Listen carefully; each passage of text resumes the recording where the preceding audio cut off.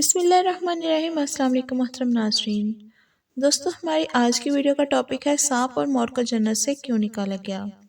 دوستو، شیطان مردود نے انسان کو سجدہ کرنے سے انکار کیا، یعنی اس نے حضرت آدم علیہ السلام کو سجدہ نہیں کیا تو اللہ تعالیٰ نے اسے جنت سے بے دخل کر دیا۔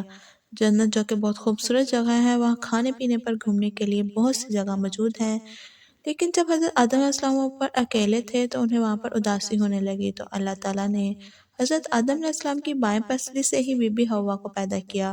اس طرح حضرت آدم علیہ السلام کو بھی بی بی حوا کا ساتھ مل گیا اور وہ دونوں جنت میں خوشی خوشی رہنے لگے۔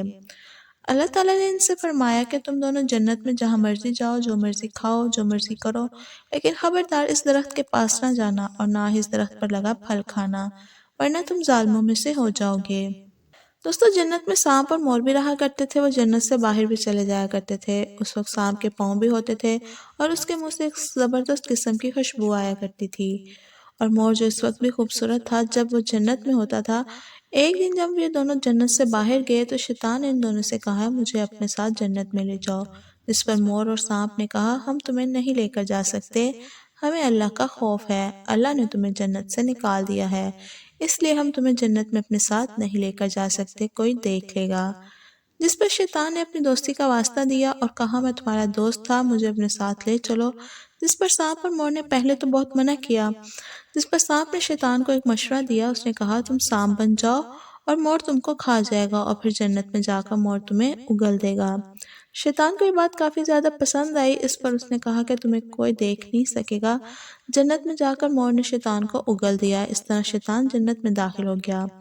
شیطان نے جنت میں حضرت اماں حوا اور حضرت آدم علیہ السلام سے ملاقات کی اور انہیں کہا، میں تمہارا خیر خواہ ہوں، تم نے ابھی تک پھل کیوں نہیں کھایا؟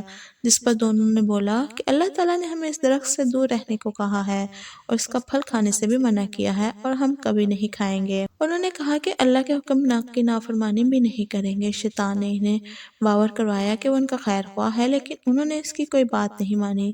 جب حضرت آدم علیہ السلام سو گئے تو شیطان بی بی حوا کے پاس آیا اور کہنے لگا، آپ وہ پھل کھائیں، وہ بہت زبردست ہے، اور کہنے لگا کہ اللہ نے تمہیں وہ پھل کھانے سے اس لیے منع کیا کہیں وہ پھل کھانے کے بعد تم لوگ فرشتہ نہ بن جاؤ اور ہمیشہ کے لیے جنت میں نہ رہنے لگو۔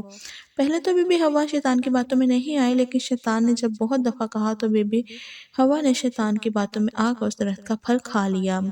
جب حضرت آدم علیہ السلام سو کر اٹھے تو انہیں بی بی حوا نے کہا کہ وہ بھی پھل کھائیں۔ حضرت آدم علیہ السلام نے پہلے تو انکار کیا، لیکن بعد میں بی بی اماں حوا کی ضد میں آ کر انہوں نے بھی پھل کھا لیا۔ دوستو، جب دونوں نے جنت کا پھل کھا لیا جس کے بارے میں اللہ نے منع کیا تھا، تو اس پھل کھانے کے فوراً بعد ان کے جسم سے لباس اترنا شروع ہو گیا۔ اللہ تعالیٰ نے ان دونوں سے کہا، کیا میں نے تمہیں منع نہیں کیا تھا کہ اس پھل کو نہ کھانا اور نہ ہی اس درخت کے پاس جانا؟